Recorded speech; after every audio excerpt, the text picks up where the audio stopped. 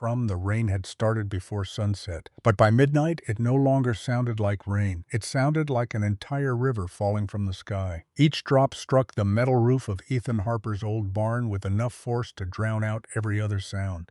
Wind pushed sheets of water sideways across the pasture, bending the tall grass until it nearly disappeared beneath the flood. Lightning flashed over the valley for an instant.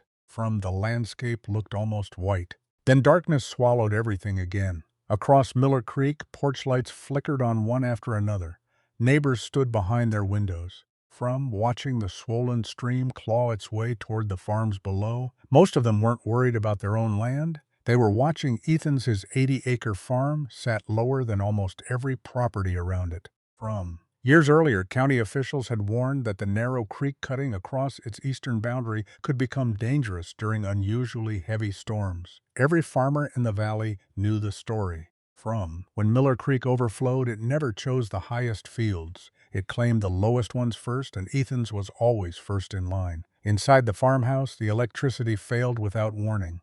The kitchen fell silent except for the steady drumming of rain. Ethan lit an old kerosene lantern and walked onto the porch. Cold wind slapped water across his face. He looked toward the creek.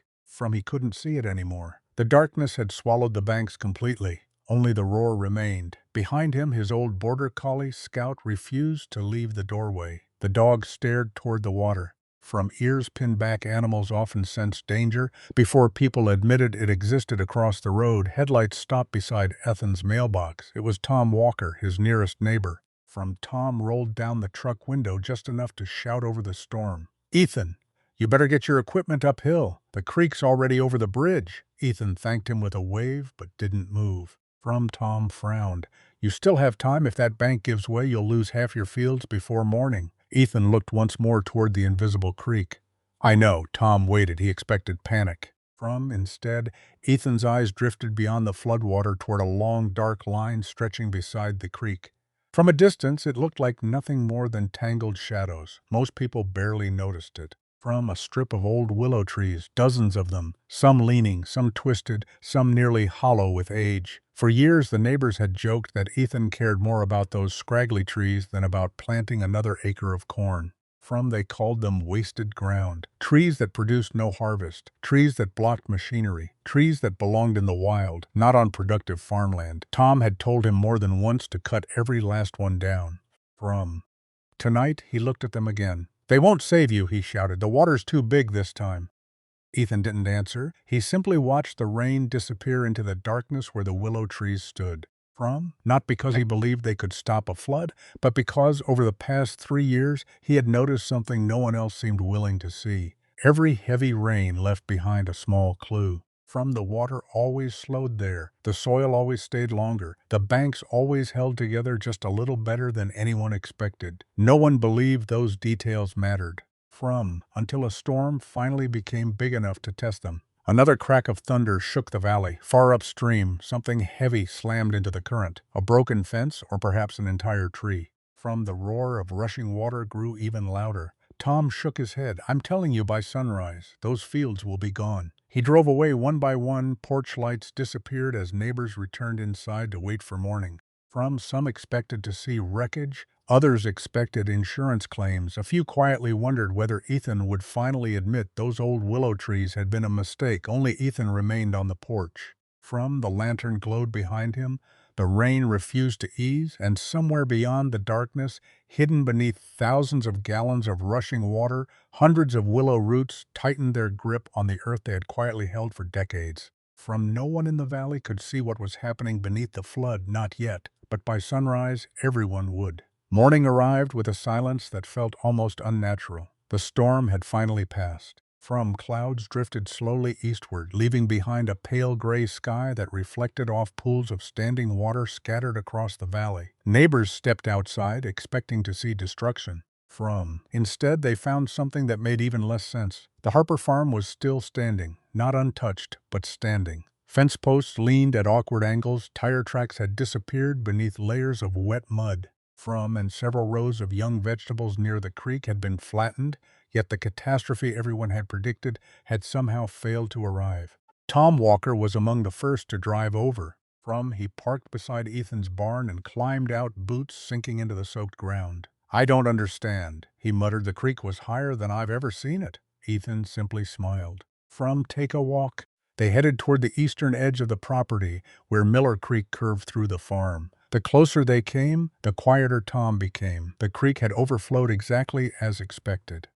Grass lay flat from the force of rushing water. Branches and driftwood were tangled everywhere. But something strange caught his attention. Instead of carving away the bank, the flood had left behind thick ribbons of dark silt.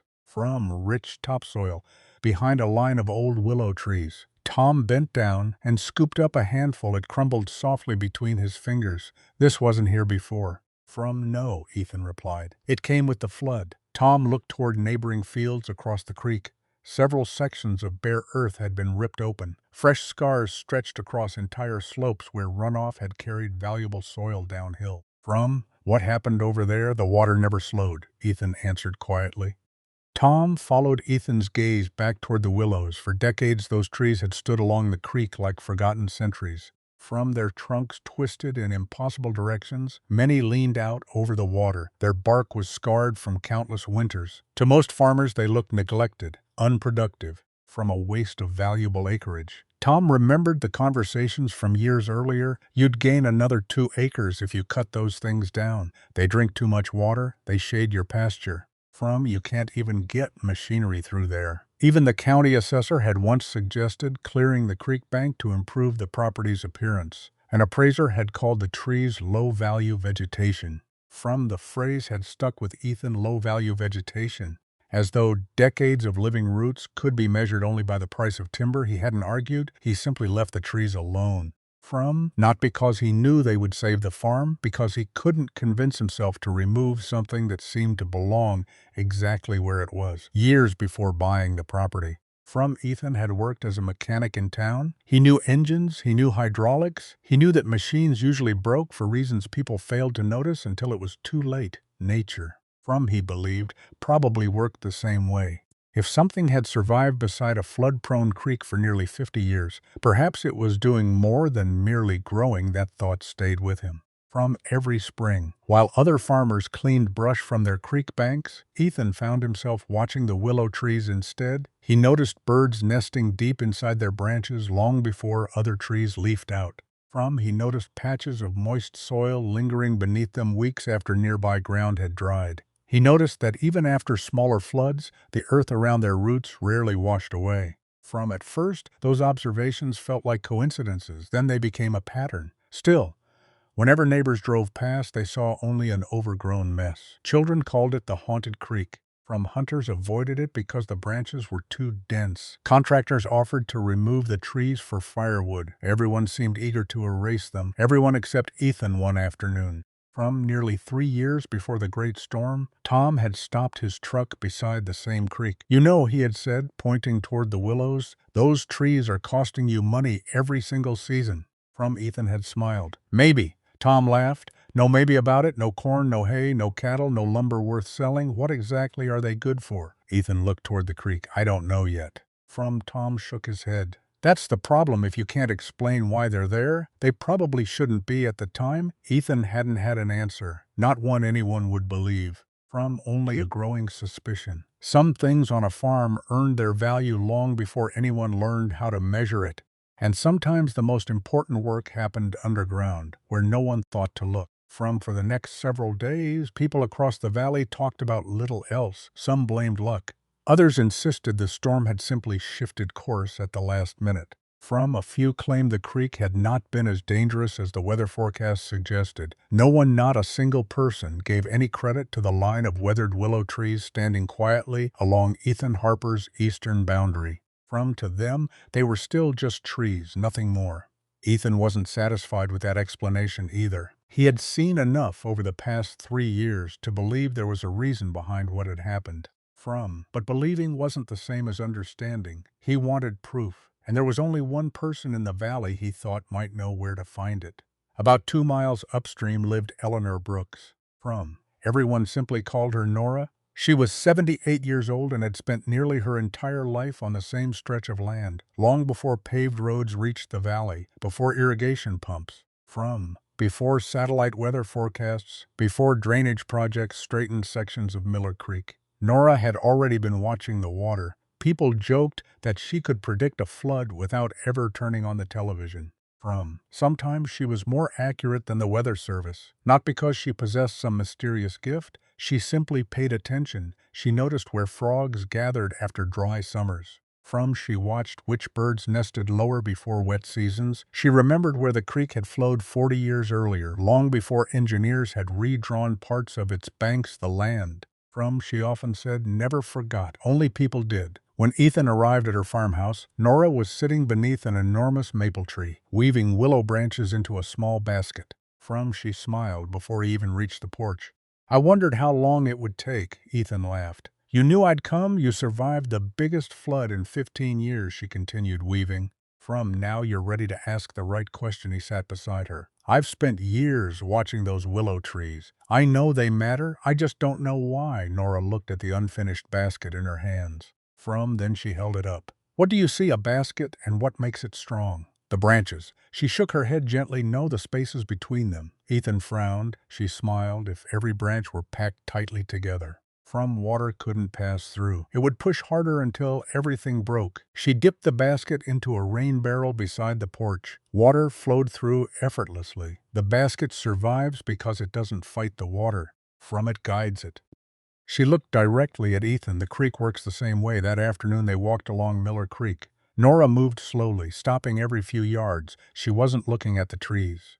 She was looking at the ground. She pointed to a layer of fresh silt caught among the willow roots. What do you notice? Ethan crouched. The soil stopped here, exactly. A little farther downstream, she pointed to a pile of broken branches, tangled against several trunks. The current lost its strength. Another 50 yards. More silt, more leaves. More grass. The pattern repeated itself over and over. None of it looked dramatic. No giant wall held back the flood. No single tree blocked the current. Instead, hundreds of tiny interruptions had quietly stolen the river's energy. Each branch slowed the water just enough. Each root held the soil just firmly enough. Each clump of grass trapped a little more sediment than the current could carry away, alone. None of those things seemed important. Together, they changed everything.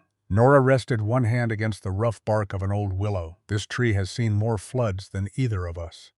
Ethan traced the deep grooves in the trunk. People keep telling me I should cut them down. They've been saying that for 50 years, she chuckled softly. They think a farm is only what grows above the ground.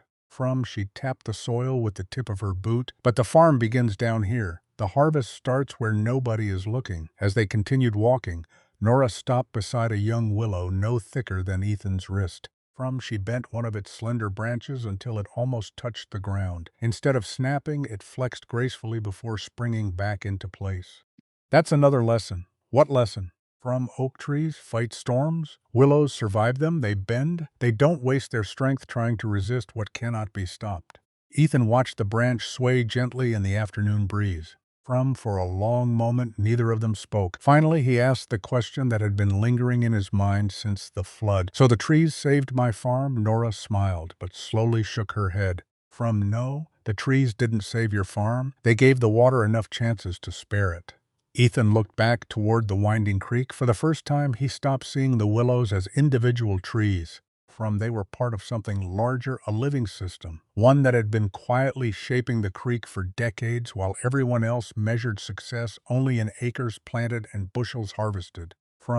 As they turned back toward the farmhouse, Nora spoke one final sentence. The biggest mistake farmers make is believing the land works for them. She glanced over her shoulder at the willows dancing in the breeze.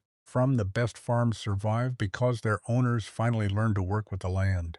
The following morning, Ethan returned to the creek alone. The conversation with Nora lingered in his mind. But one sentence refused to leave him. The harvest starts where nobody is looking. He had spent years studying crops, rainfall, fertilizer, markets, machinery, like most farmers. He had always looked upward toward leaves, stems, and harvests. Very rarely had he looked beneath his own boots. Now he wondered if the farm's greatest strength had been hidden underground all along. Armed with nothing more than a shovel, a notebook, and quiet curiosity, Ethan began walking the length of Miller Creek. Every few yards he stopped, he dug. Not deep, just enough to expose the first network of roots beneath the surface. What surprised him wasn't how many roots he found, it was how far they reached. The oldest willow trunk stood several feet from the water, yet their roots stretched in every direction. Some disappeared beneath the creek bank, others ran through layers of dark soil before branching into countless finer roots that looked almost like woven thread. They reminded Ethan of the steel mesh hidden inside reinforced concrete. Individually, each strand seemed insignificant. Together, they formed something remarkably difficult to pull apart. He tugged gently on one of the smaller roots, the surrounding soil barely moved. It wasn't simply dirt anymore. It had become part of a living structure. Later that week, Ethan visited the county library. The agriculture section was small, tucked into a quiet corner where few people lingered. Most of the books focused on crop production, livestock, or farm machinery. One worn volume about stream restoration caught his attention. Inside, a sentence was underlined by some unknown reader years earlier. Healthy streambank vegetation does not stop floods. It reduces their power by slowing water, binding soil, and trapping sediment. Ethan read the line twice, then a third time. It echoed almost perfectly what Nora had tried to explain. Floodwater was rarely the true enemy, its speed was. The faster water moved, the more soil it carried away, the slower it moved. The more energy it lost, and once that energy faded, the soil had a chance to stay where it belonged. Over the next several days, Ethan searched for every clue the creek was willing to offer. He noticed that after the storm, water lingering beneath the willow trees disappeared more slowly than in the open pasture. The ground stayed damp, but it wasn't muddy. It felt like a sponge that had absorbed just enough moisture without becoming saturated. He dug another small hole. This time he found earthworms, dozens of them, healthy, active, buried beneath dark, crumbly soil. Just 50 feet away, in a section of open ground that had been heavily grazed for years, the soil told a different story. It was pale, dense, hard enough that his shovel bounced before finally breaking through. There were almost no worms. The difference wasn't subtle. It was impossible to ignore. That evening, Ethan spread 2 clumps of soil across his workbench inside the barn. One came from beneath the willow trees, the other from the exposed pasture. At first glance, both looked like ordinary dirt. Then he poured water over them. The compacted pasture soil reacted immediately. Water pooled on top before running across the surface in thin, muddy streams. Very little soaked in. The second sample behaved differently. The darker soil beneath the willows absorbed water almost instantly. No puddles, no rushing runoff. The water disappeared into countless tiny spaces between soil particles. Ethan stared silently. For the first time, he realized that healthy soil didn't simply hold plants. It held water, and holding water meant slowing. The next afternoon, Nora stopped by the farm carrying a bundle of freshly cut willow branches. She found Ethan kneeling beside another shallow pit. You've started digging, Ethan smiled. I finally realized I've been farming the top 6 inches. Nora laughed. Most people do. She handed him one of the branches. What do you see? A stick. She shook her head, a future root. She pushed the branch into the moist soil near the creek. In the right conditions, willow doesn't wait for permission. It grows, it anchors. It heals damaged banks faster than almost any tree around here. Ethan looked at the cutting. So every new root becomes another hand holding the soil? Nora nodded, and every storm gives those hands another chance to prove why they're there. Over the following weeks, Ethan stopped thinking of the willow trees as separate plants. He began seeing them as one connected system. The trunks were only the visible part.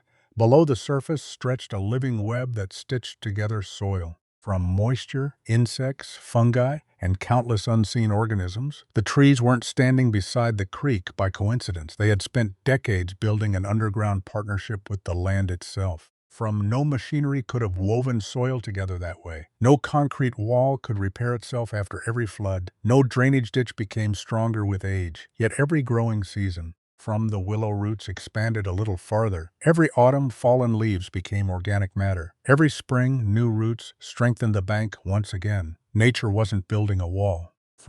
It was building resilience. As Ethan stood beside the creek, one quiet evening, he looked across the valley where freshly scraped banks and straight drainage ditches cut through neighboring farms. For years, everyone, including himself, had believed that controlling water meant forcing it to obey. Now he wondered if the wiser approach was something entirely different. Perhaps the strongest farms weren't the ones that tried to overpower nature. Perhaps they were the ones that quietly gave nature enough allies to do the work itself, and hidden beneath the willow trees, invisible to everyone driving past the farm. From millions of living roots continued weaving the land together one season at a time. Ethan knew one flood wasn't enough to prove anything. Storms could be unpredictable, luck could look convincing. If he wanted to believe the willow trees truly protected the land, he needed evidence that would survive more than a single extraordinary night, and evidence he knew only came from observation.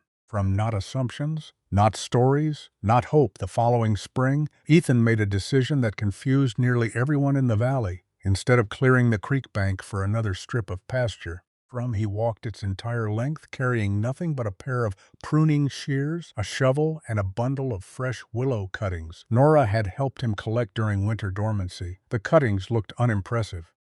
Each was little more than a straight branch about 3 feet long. No leaves, no roots, no sign of life. Tom Walker happened to drive by that afternoon. He stopped his truck and watched Ethan push one of the bare sticks into the damp soil.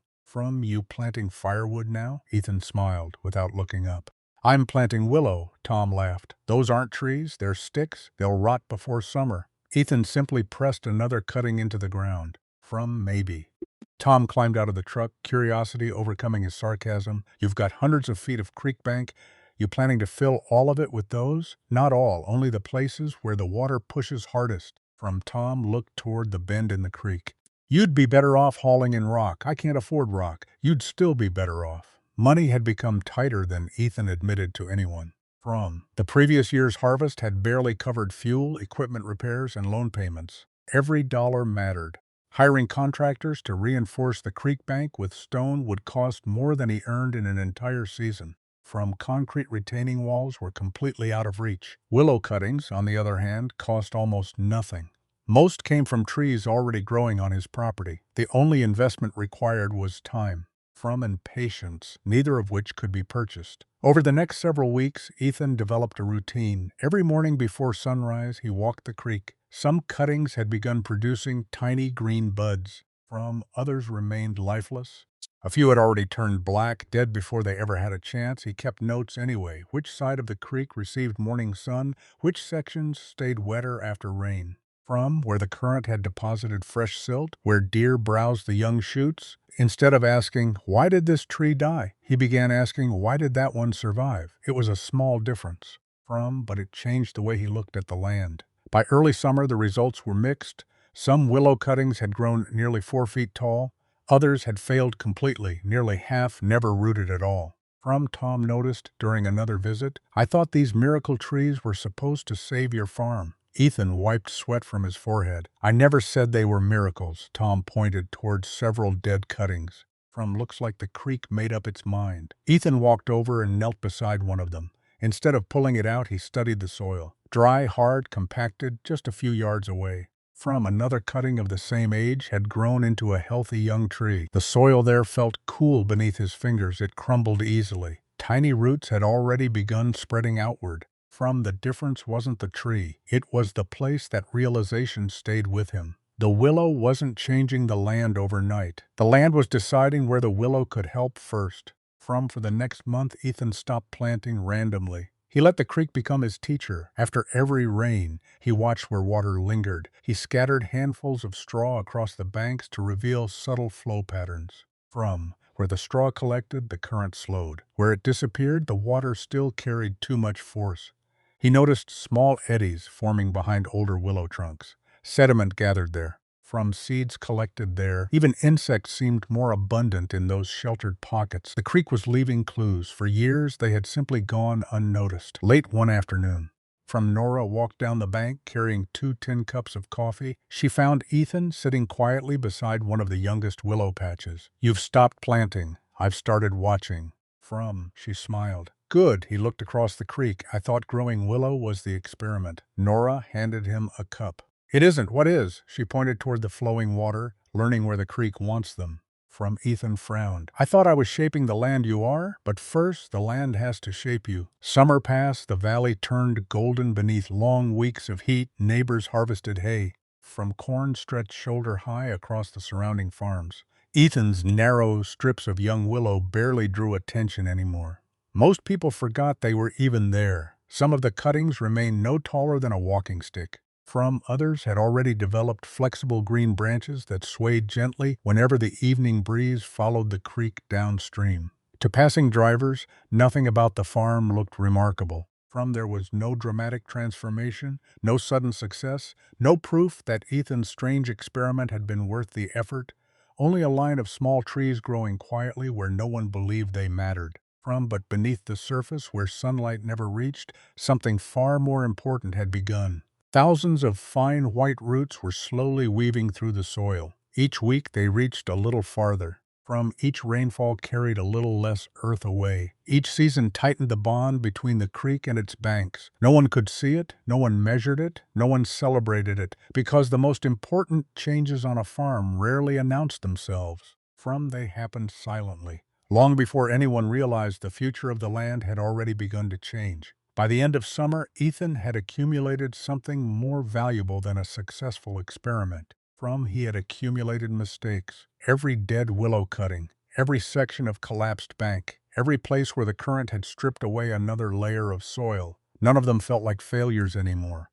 They felt like answers. The creek had been teaching him all along. He simply hadn't known how to listen. One cool September morning, Ethan spread a large hand-drawn map across the workbench in his barn. It wasn't a survey from the county, it wasn't an engineering blueprint, it wasn't even perfectly to scale, it was his own map. Every bend of Miller Creek had been sketched from memory. Blue pencil marked where floodwater accelerated. Green circles showed healthy willow stands. Small arrows traced the direction of runoff after heavy storms. Brown dots marked places where fresh sediment collected. Tiny notes filled the margins. Bank collapsed here. Water slowed after fallen log. Young willow survived. Earthworms abundant. Soil remained moist for 6 days. Looking at the map, Ethan realized something remarkable. The creek wasn't random. Every flood followed patterns. Every season repeated lessons. The water had habits. That afternoon, Tom Walker stopped by again.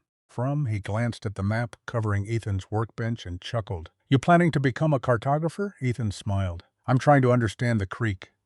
Tom folded his arms. "I've known that creek my whole life. It floods, it dries out, it floods again. Seems simple enough." Ethan pointed toward one of the bends. "Then why does this bank never collapse?" Tom shrugged. "It just doesn't, and this one?" Ethan pointed farther downstream. "It washes out every other year." Tom nodded. "Exactly, so what's different?" Tom looked for a long moment. Finally, he admitted, "I don't know, neither had Ethan." Until now. Over the following weeks, Ethan stopped treating every foot of creek bank the same. Instead of planting willow cuttings evenly, he concentrated them where the current struck hardest during floods.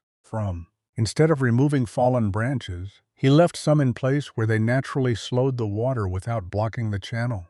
Instead of mowing every blade of grass along the creek, he allowed native vegetation to grow thicker in vulnerable areas. The farm began to look less tidy. Neighbors noticed immediately. "You're letting the place go. You've got weeds everywhere." Your creek bank looks abandoned. Even the mail carrier joked that Ethan's farm was becoming more forest than farmland. Ethan simply smiled. For the first time, appearances mattered less than function. Autumn brought several steady rains. Nothing dramatic, just enough to test the changes. After each storm, Ethan walked the creek with his notebook. The results were subtle, yet impossible to ignore. Where new willow roots had taken hold, the soil remained intact. Behind clusters of native grasses, thin layers of dark silt accumulated. Water that had once rushed straight across exposed banks now spread gently through vegetation before returning to the creek. Everything seemed to move. Just a little slower, not stopped. Not controlled, slower and slower water carried less destruction. One afternoon, Nora joined him beside the widest bend in the creek. They stood silently, watching leaves drift downstream. Whenever the current reached a stand of mature willows, the floating leaves hesitated. Some circled briefly in small eddies. Others settled against exposed roots before continuing downstream.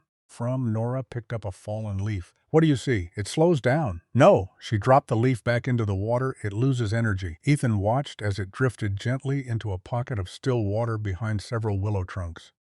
She continued, "Most people think floods destroy because there's too much water." She shook her head. "They destroy because the water carries too much energy." She pointed toward the trees. The willows aren't stopping the flood. They're asking it to spend its strength little by little."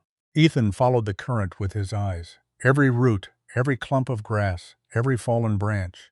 None of them stood against the water alone. Together they persuaded it to slow down. It wasn't resistance, it was cooperation. That evening, Ethan returned to the barn and unfolded his map again. This time he drew a new title across the top. Energy, not water. It was a simple phrase, but it changed everything. For years he had believed his job was to move water away from the farm as quickly as possible.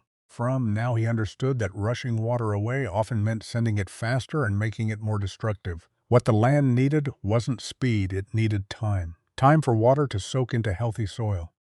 Time for sediment to settle, time for roots to hold the earth together, time for the creek to release its energy before reaching the open fields as October faded into November.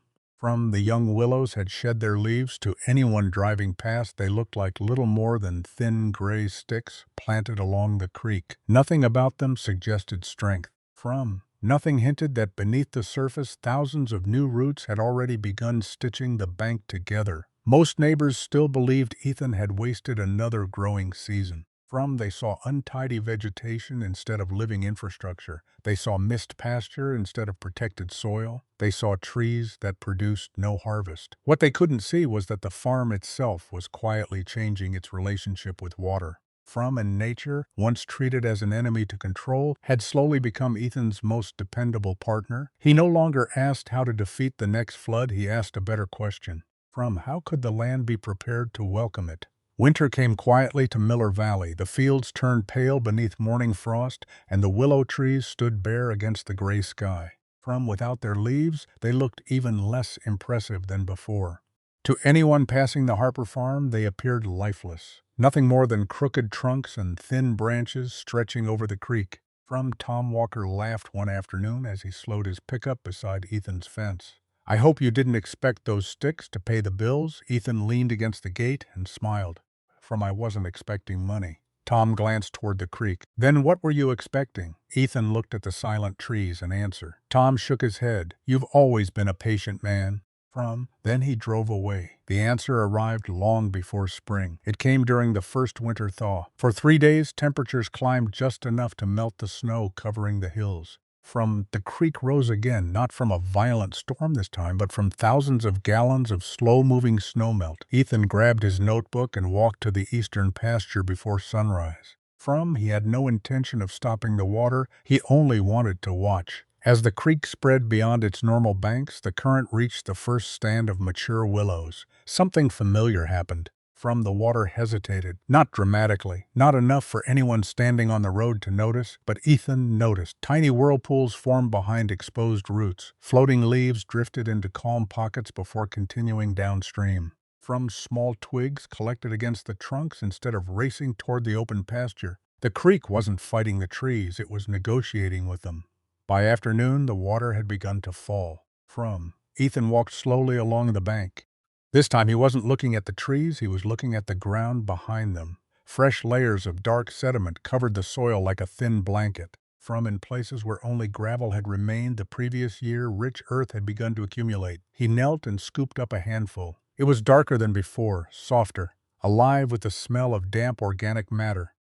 He smiled. The creek brought it home. A week later, another surprise appeared. Tiny green shoots emerged along the edge of the newly deposited silt. Wild rye, native sedges, a few clover seedlings. Plants Ethan had never sown. The flood had carried their seeds from upstream. Because the current had slowed among the willows, those seeds finally had a place to settle. Nature had planted the field herself. As spring approached, the transformation became impossible for Ethan to ignore. The sections protected by willow roots stayed greener several days longer after rain. Grass grew thicker near the creek. Earthworms appeared wherever he turned the soil. Even the birds seemed to notice. Red-winged blackbirds nested among the taller grasses. Swallows skimmed low over the water, feeding on insects that hovered above the damp ground. Frogs returned to shallow pools that had once dried within days. The creek wasn't simply protecting the land anymore. It was rebuilding an entire ecosystem one Saturday morning. Nora walked the property with Ethan. Neither of them spoke for several minutes. The only sound came from birds calling across the pasture. Finally, Nora stopped beside one of the young willow cuttings. Ethan had planted less than 2 years earlier. It was now taller than either of them. She rested her hand against its smooth bark. "Do you see it now?" Ethan nodded slowly. "I thought I was growing trees. What are you growing instead?" He looked across the creek. The answers surrounded him: the grasses, the birds, the darker soil, the insects humming above the water, the healthy banks, the whole system. Nora smiled. Exactly. Most people think farming is about producing crops. She pointed toward the willow. But every successful farm produces something first. Ethan waited. Life. The evidence continued to build throughout the season. After every moderate rain, Ethan compared different parts of the property. The exposed pasture still lost small amounts of soil where runoff accelerated downhill. The willow-lined sections behaved differently. Water spread gently through the vegetation before returning to the creek. Fresh sediment remained behind. The banks grew stronger instead of weaker. Year after year, tiny improvements accumulated. No single storm transformed the farm, no single tree performed a miracle. Instead, hundreds of small processes worked together. Roots held the soil, grasses slowed runoff, leaves became organic matter. Earthworms opened channels through the ground. Healthy soil absorbed more water. Absorbed water fed stronger plants. Stronger plants grew deeper roots. The cycle strengthened itself with every season. It was slow, almost invisible, yet impossible to stop once it had begun. Late that summer, Tom stopped by again. This time he wasn't laughing. He stood quietly beside the creek. Staring at the lush strip of vegetation that bordered the water, finally he broke the silence. "I've been watching this place." Ethan looked up from repairing a fence. "Oh," Tom nodded. "My creek bank keeps getting narrower." He pointed toward Ethan's. "Yours keeps getting wider." He walked closer to one of the mature willows. "I don't understand." Ethan smiled. "Neither did I." Tom ran his hand across the rough bark. "So it really is the trees?" Ethan shook his head. "No." Tom frowned. "Then what is it?" Ethan looked down at the living landscape stretching along the creek. "It isn't the trees. It's everything the trees make possible." Tom said nothing. For the first time in years, he wasn't looking at the willows as wasted land. He was looking at them as the beginning of something he had never learned to see. And although he didn't realize it yet, the greatest test of that living system was still waiting. The valley had survived ordinary storms. What lay ahead would be anything but ordinary. By the second autumn, after Ethan planted the first willow cuttings, the valley had nearly forgotten the flood that had started it all. Life had returned to its familiar rhythm. Cornfields turned golden beneath the September sun. Hay bales dotted the hillsides. The creek shrank back into its narrow channel, moving so gently that children sometimes skipped stones across its surface after school. For most people, the danger had passed. For Ethan, it had merely gone quiet. Nature, he had learned, never stopped preparing for its next season. Neither should a farmer late one October afternoon. The county emergency office issued an unusual advisory. A slow-moving weather system had stalled over the mountains. Meteorologists warned that several days of continuous rain could fall across the watershed. Not scattered showers, not passing thunderstorms, steady rain, hour after hour, enough to saturate every hillside before the heaviest water even reached the valley. Tom Walker heard the forecast while repairing a combine.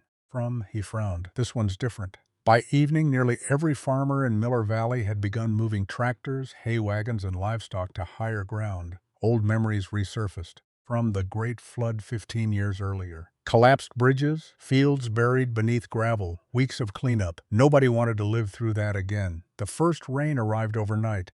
Soft, almost comforting. By dawn, the fields glistened beneath a silver mist. No one was worried yet, but by the second day, the ground could absorb no more. Every footstep left deep impressions in the soil.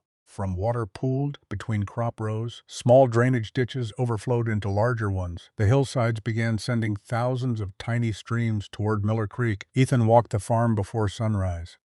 He knelt near one of the younger willow stands. The soil was wet, but it wasn't washing away. He pressed his hand into the ground. It still held together. The roots had done their work.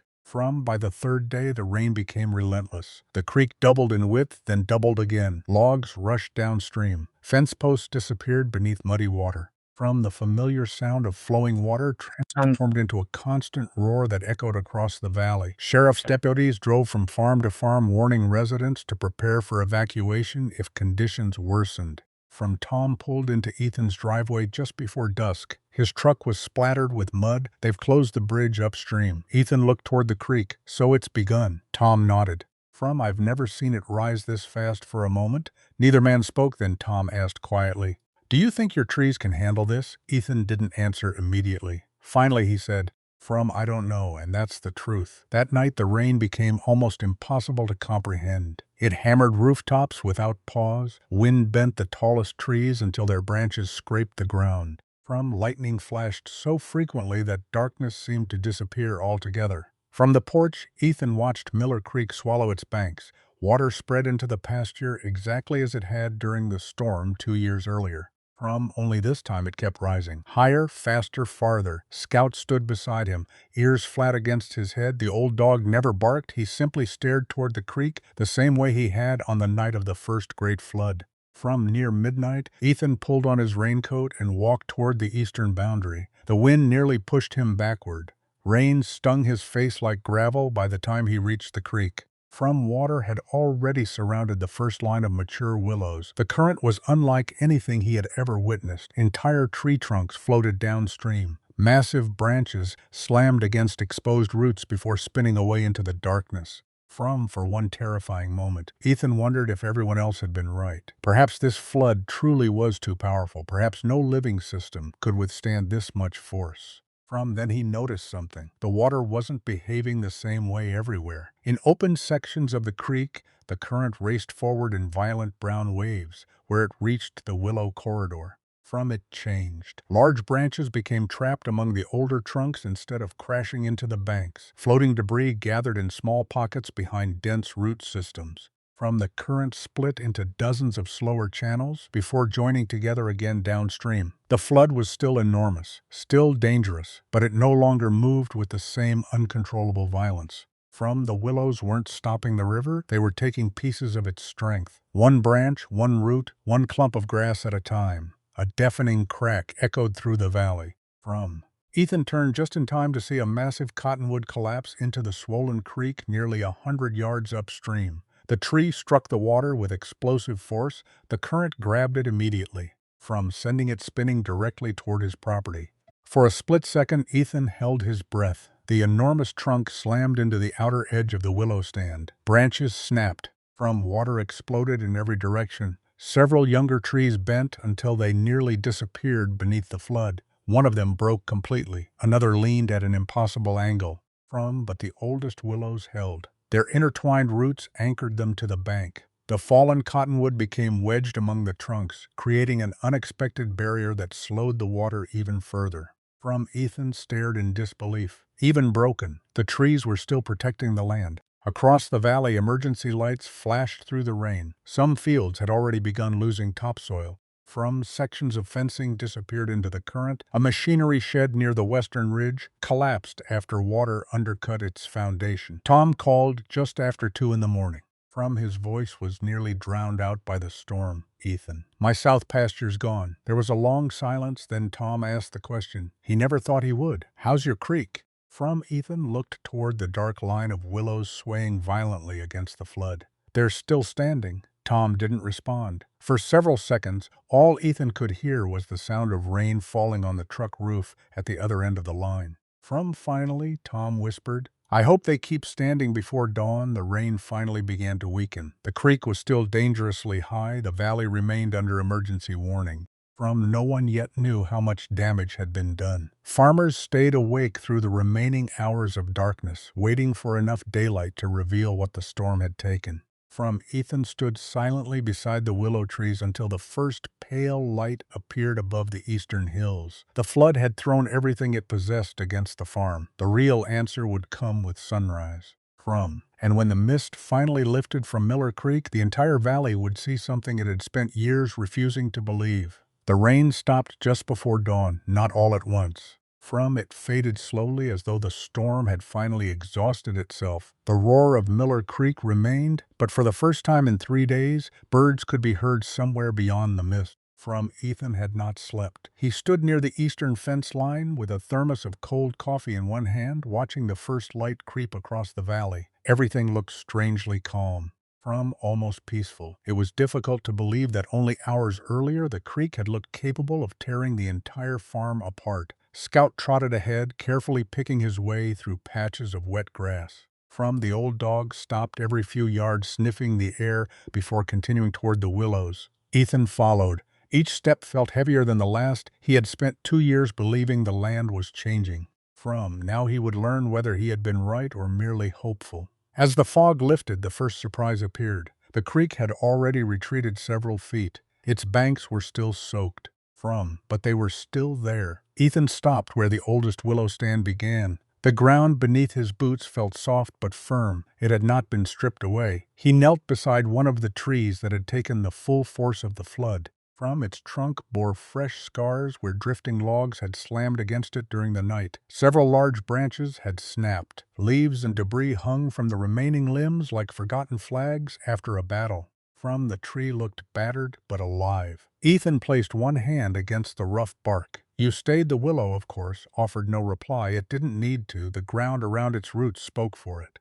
A thick layer of dark silt stretched across the pasture behind the willow corridor, rich topsoil. Not sand, not gravel, not lifeless mud. This was fertile earth the kind farmers spent years trying to build. The flood had carried it downstream from the upper watershed. Instead of washing straight through Ethan's farm, much of it had settled quietly. Behind the trees, he scooped up a handful. It crumbled between his fingers with the familiar smell of living soil. Organic matter, leaves, fine sediment, tiny roots, everything the farm would need for another growing season.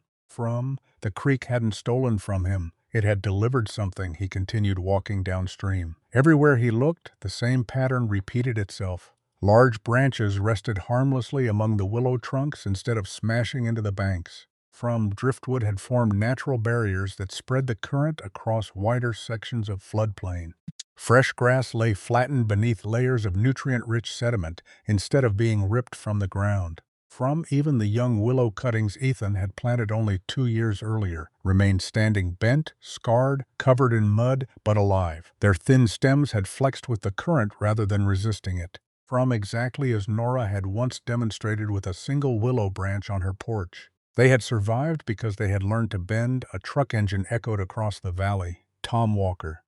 He parked without saying a word. The expression on his face was enough. His own farm had not been so fortunate. One entire corner of his south pasture had disappeared. A drainage ditch had widened into a deep gully. Fence posts lay scattered hundreds of yards downstream. Tom climbed out slowly. "I thought you'd have lost everything." Ethan simply pointed toward the creek. Tom followed him into the willow corridor. For several minutes, neither man spoke. There was nothing to say. The evidence surrounded them. Finally, Tom crouched beside a thick web of exposed roots gripping the bank. He reached down and tried to pull loose a section of soil. It refused to move. Instead, the roots held everything together like woven rope. Tom stood again. "I've lived here 53 years. I've walked this creek 1,000 times. I never saw this." Ethan nodded. "Neither did I until I stopped looking at the trees and started looking at what they were doing." By mid-morning, more neighbors arrived. Some came out of curiosity. Others, because rumors had already begun spreading across the valley. People expected to find some hidden retaining wall, a newly installed drainage system, heavy machinery. Anything that could explain why Ethan's creek bank had survived while so many others had failed. Instead, they found willow trees, old ones, young ones, broken ones, nothing more.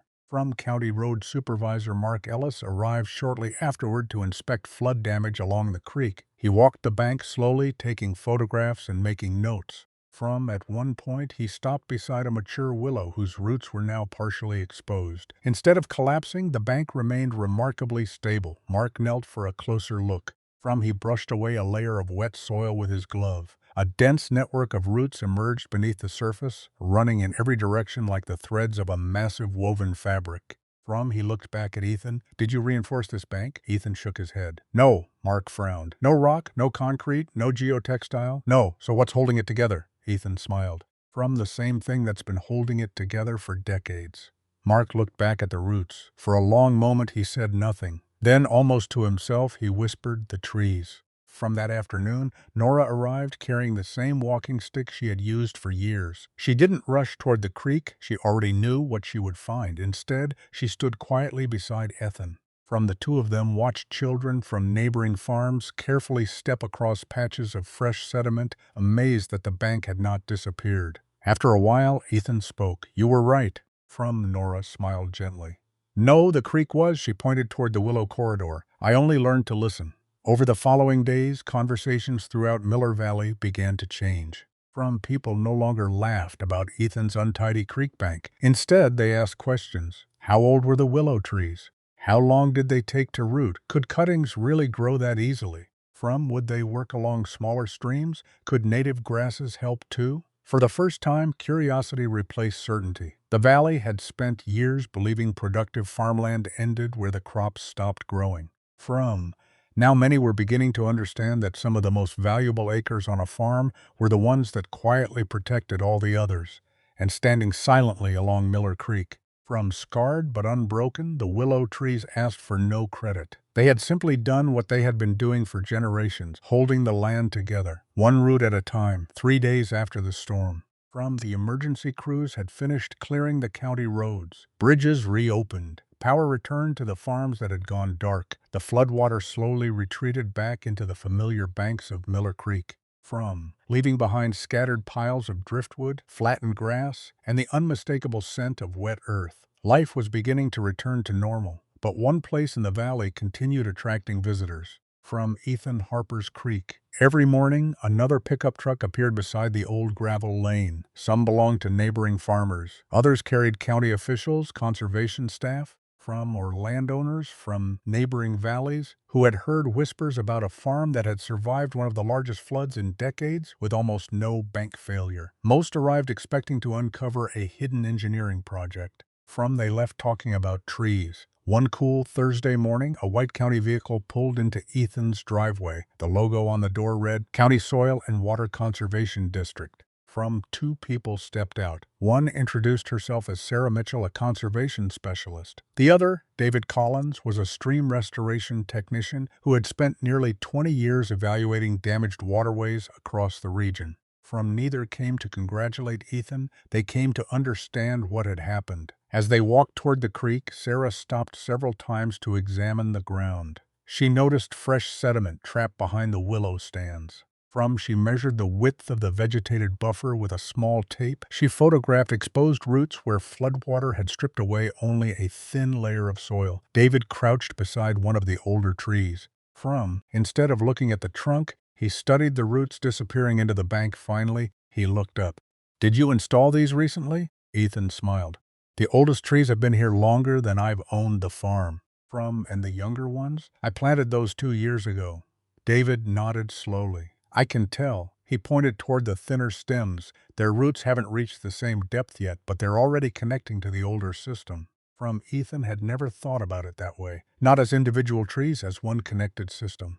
Sarah walked farther downstream. At one sharp bend, she stopped beside a wide strip of freshly deposited silt.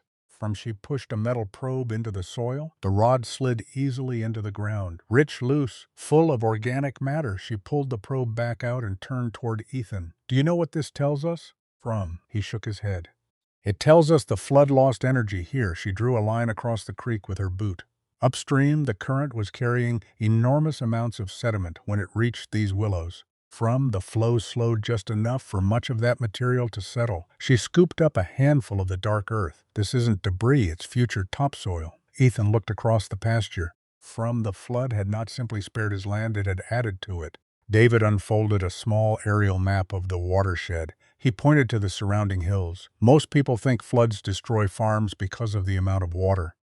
He glanced toward Sarah and smiled. But that's only part of the story. Sarah finished the thought. The real damage comes from energy. She picked up a stick and drew 2 simple lines in the wet soil. One straight, one gently winding through several obstacles. If water moves quickly, she pushed a pebble along the straight line. It carries soil away. Then she rolled another pebble along the winding path.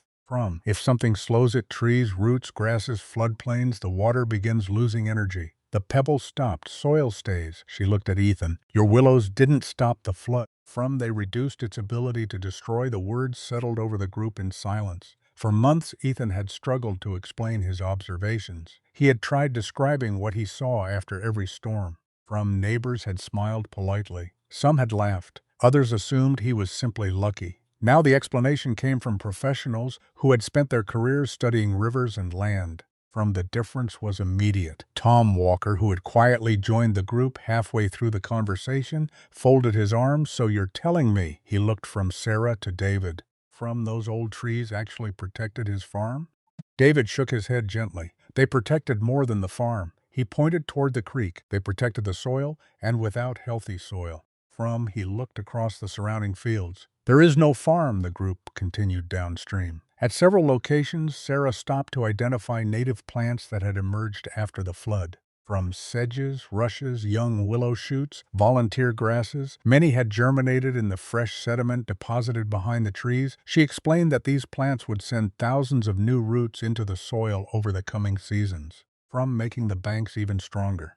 David nodded. "This is how resilient landscapes grow. One flood prepares the land for the next." Ethan found himself smiling. For years, he had believed resilience meant surviving disaster. Now he understood something much deeper. Real resilience wasn't about surviving one storm. It was about becoming stronger because of it. Before leaving, Sarah paused beside the oldest willow on the property.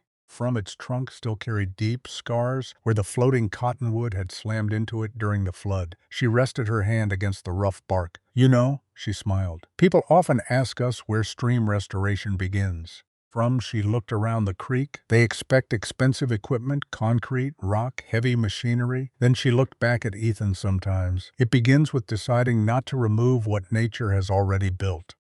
After the county truck disappeared down the gravel road, Tom remained behind. Neither man spoke for a while. The afternoon breeze stirred the willow branches overhead. Finally, Tom broke the silence. "I've been farming for 30 years. I thought productivity meant planting every square foot." Ethan looked across the green corridor lining the creek. "So did I." Tom kicked gently at the dark sediment beneath his boots. "I think I've been measuring the wrong acres." Ethan smiled. "Maybe we all were." As the sun settled behind the western hills, the willow leaves shimmered softly. In the evening light, they stood exactly where they had stood before the storm. Quiet, ordinary, uncelebrated. Yet the valley no longer saw them as wasted land. They saw living infrastructure, a system that asked for little, gave far more than anyone had imagined, and proved that sometimes the greatest investment a farmer can make is simply allowing nature to finish the work it has already begun. The first willow cutting Tom Walker planted looked almost ridiculous. It was nothing more than a smooth branch, no thicker than his thumb, pushed into the damp soil along the edge of the creek that had stolen part of his pasture only weeks before. He stood back and stared at it. "If someone had told me a year ago that I'd be planting willow instead of pulling it out," he laughed quietly, "I would have called them crazy." Ethan smiled. "I probably would have agreed with you." Word spread through Miller Valley faster than anyone expected, not because of rumors, because people had seen the flood with their own eyes. They had watched fields disappear, they had shoveled gravel from barns, they had rebuilt washed-out fences, and they had stood on Ethan's creek bank, wondering why his soil was still there. Curiosity slowly replaced pride. One by one, farmers began stopping at Ethan's place, not to argue, to ask questions. How far apart did you plant them? Which cuttings rooted the fastest? Do they need fertilizer? How close to the water should they be? What happens if deer eat the new shoots? Ethan answered every question honestly. Sometimes the answer was, "I don't know." Other times it was, "I learned that the hard way." He never claimed to be an expert. He simply shared what the creek had taught him, and somehow that made people trust him even more. One Saturday morning, Ethan organized an informal walk along the creek. There were no presentations, no microphones, no advertisements, just neighbors wearing muddy boots, carrying notebooks and coffee mugs. Even people who had once mocked the willow trees showed up. Nora walked quietly at the back of the group, smiling as she listened. Ethan stopped beside the oldest willow on the property. This tree didn't save the farm." Several people exchanged confused glances. He continued, "It couldn't have. It's only one tree." He pointed farther down the creek, but his arms swept across the entire corridor of willows. Native grasses, sedges, shrubs, and newly established young trees. This is what saved it. He knelt and scooped up a handful of dark soil. "You can't understand these trees unless you understand everything growing around them." He let the soil crumble through his fingers. The roots hold the bank. The grasses slow the runoff. The leaves feed the soil. The insects feed the birds. The birds spread more seeds. The creek slows down. The flood leaves instead of taking. He looked around at the group. This isn't about planting trees, it's about rebuilding relationships. No one spoke for the first time. They weren't looking at individual plants, they were seeing an entire living system. As autumn turned to winter, subtle changes began appearing across the valley. Tom left a strip of native vegetation untouched beside his creek. The Henderson family planted willow cuttings along a section of eroding pasture. The Miller brothers stopped mowing every inch of their drainage ditch and allowed grasses to recover. Another farmer installed fencing that kept cattle away from vulnerable stream banks, giving young vegetation time to establish. None of the changes were dramatic, none made headlines. But together they marked the beginning of something new. The valley was no longer asking, how do we fight the water? It was asking, how do we help the land handle it? Spring arrived with steady rains. Nothing like the Great Flood, just ordinary storms. Yet everywhere people looked, they noticed small differences. Tom's Creek no longer carried away fresh soil after every rainfall. The Hendersons found patches of dark sediment collecting behind their first line of willow cuttings. Several landowners reported seeing frogs and songbirds return to places where they had been absent for years. The improvements were small, almost easy to overlook, but Ethan recognized the pattern. Nature rarely rewarded patience with fireworks, it rewarded it with accumulation. One season became another. One healthy root became hundreds. 1 inch of soil became another inch, year after year. Late that summer, the county Soil and Water Conservation District invited Ethan to speak at a community workshop. He almost declined. "I've never given a speech," Sarah Mitchell smiled. "We're not asking you to give a speech. We're asking you to tell a story." The meeting was held inside the old Grange Hall. Nearly every chair was filled. Farmers, students, county officials, families, people who had lived beside Miller Creek their entire lives. Ethan stood quietly at the front of the room. He looked at the audience, then he held up a single willow cutting. No leaves, no roots, just a simple branch. "If I showed you this 3 years ago," he smiled, "most of you would have called it a stick." Laughter filled the room, so would have I. The room grew quiet again, but this, he raised it slightly higher, was never just a stick. It was the beginning of a system. He didn't show photographs of flood damage. He didn't display complicated charts. Instead, he shared observations. How the current slowed behind roots, how sediment gathered after every storm, how healthy soil absorbed rain instead of shedding it. How dozens of small natural processes worked together until the farm became stronger than any single one of them could have made it. When he finished, no one applauded immediately.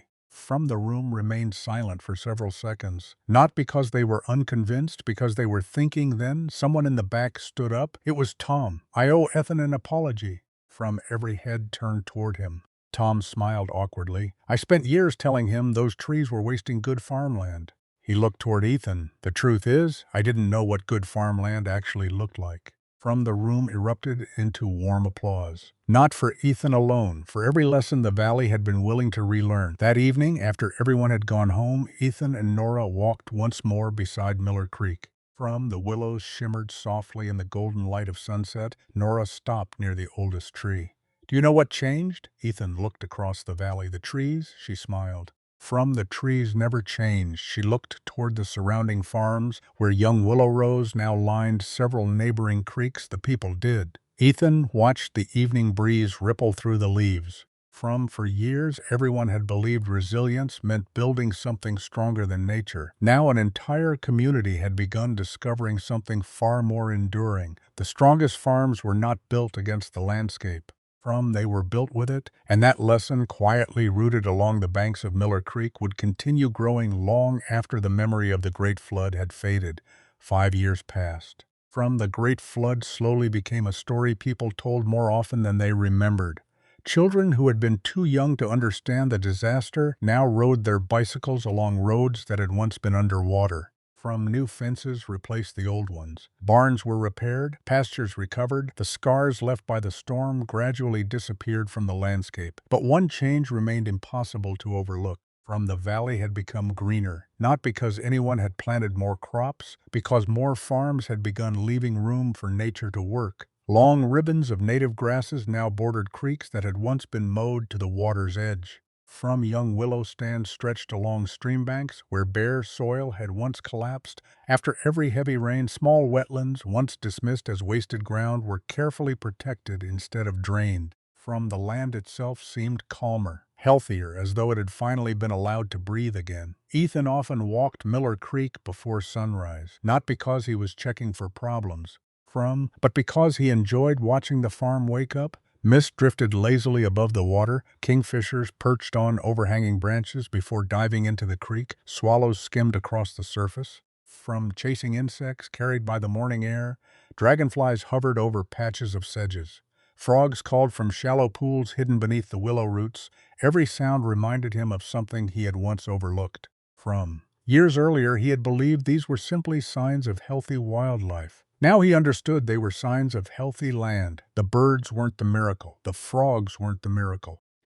Even the willow trees weren't the miracle. The miracle was that every part of the landscape had quietly learned to support the others. One afternoon, Ethan found his young niece, Lily, sitting beneath the oldest willow tree with a notebook balanced on her knees. She was drawing the creek. "What are you working on?" he asked. She looked up with a smile. "My teacher told us to draw our favorite place."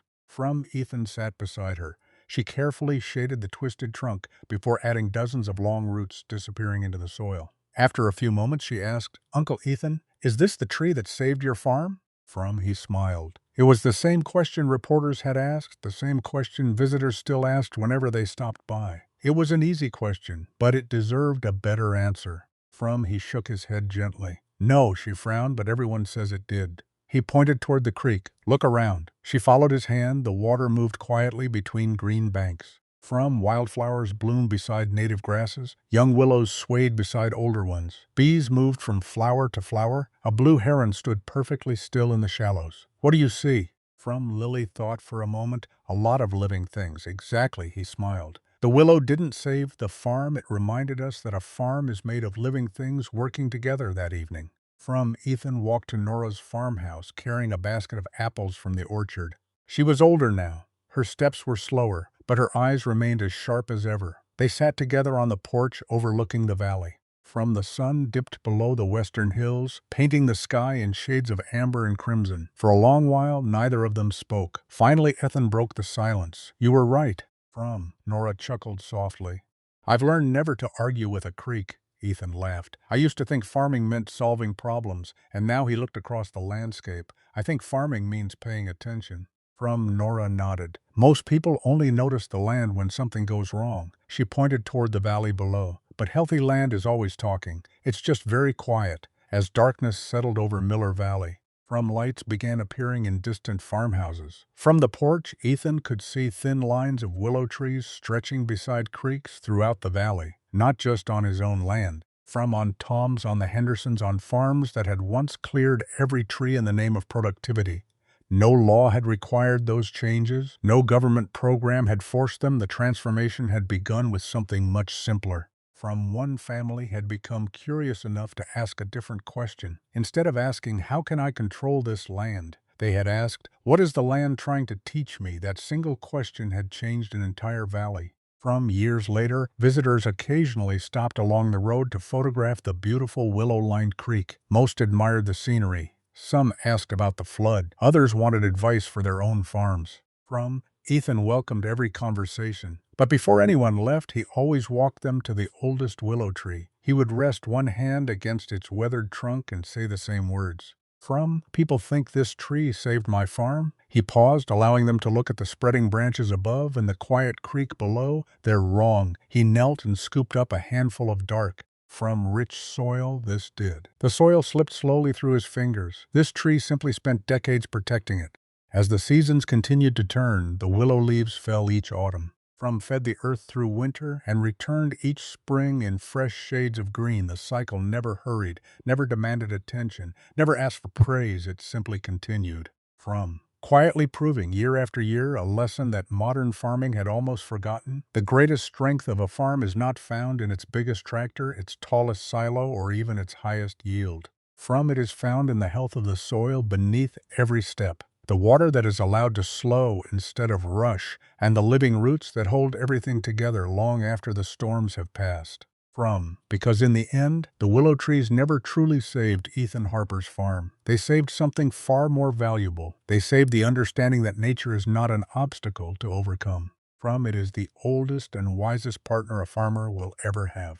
And for those willing to observe before they act, to learn before they judge, and to work with the land instead of against it. From even a single night of rain can become the beginning of a completely different future.